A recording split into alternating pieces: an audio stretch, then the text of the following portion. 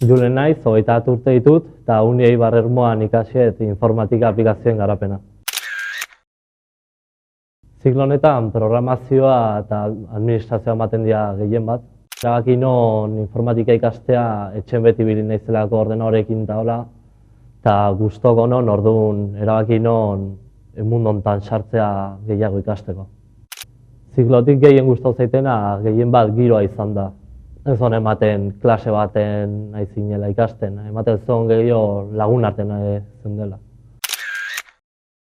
Praktika egitako garaian ordizia jo nintzen eta etxetik gertu batzon lekun bat, eta han lortu non enpresa baten lana bilatzea eta hor gehien bat denetik egiten dugu enpresa mundun informatika arlon behar dien gauza guzti egiten die.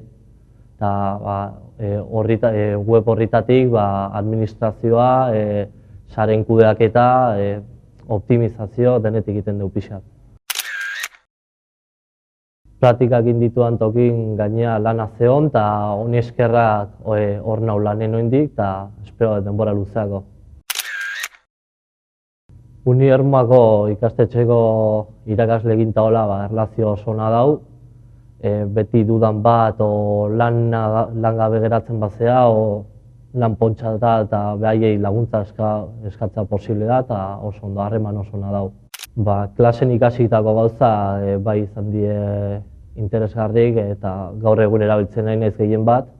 Nahiz eta informatika mundua oso handia danez beti egon bartza ikasten eta gauza berri behitzen. Nik neskak animatuko nituzke bai zikloa eta lan munduan neska eta mutilentzako berdina dalako. Lanbide heziketa lan mundurako prestaketa praktikoa da. Orain zuk duzu hitza.